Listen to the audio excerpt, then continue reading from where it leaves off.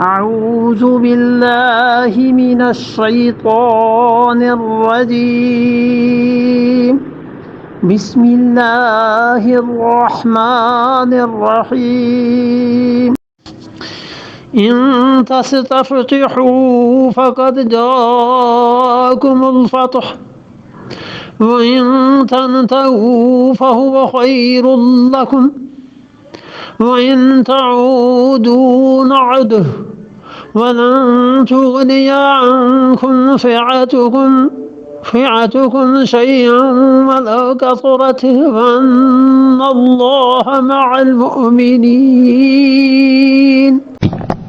ان تستفتحوا، اور اگر تم فیصلے کرنا چاہتے ہو، یہ اللہ تعالیٰ نے کفار مکہ کو کہا ہے، کافروں کو کہا، اور کافر جو تھے وہ فیصلہ مانگتے تھے، وہ کہتے تھے کہ خدایا فیصلہ کر دے.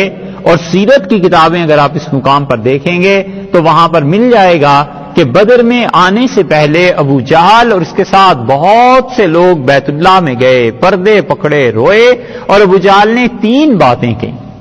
اس نے کہا اللہ ان دونوں گروہوں میں جو سب سے زیادہ عزت والا ہے اسے غالب کر، اللہ ان دونوں گروہوں میں جو حق والا ہے اسے غالب کر. اور تیسری بات اس نے اور غضب کی گئی، اس نے کہا اللہ ان دونوں گروہوں میں جو تیرے قریب ہے نا سب سے زیادہ، خدایا اس کو لوگوں کو بتا دے اس کے نتیجے سے جنگ کے کہ تیرے قریب کون. یہ جو مانگی ہوئی تھی نا اپنے منہ سے، اللہ نے دے دی. ان تستفتحوا، تم چاہتے ہو فیصلہ ہو جائے، فقط جاءکم الفتح، یہ فیصلہ تمہارے پاس آ گیا. وَإِن تَنْتَهُوا، اور اگر تم باز آ جاؤ فَهُوَ خَيْرٌ لَكُمْ، یہ تمہارے لیے بڑا اچھا ہے. دیکھا ہے اللہ کا جلال اور شہنشاہ کی بات، جو پوری کائنات کا مالک ہے بلا شرکت غیرے.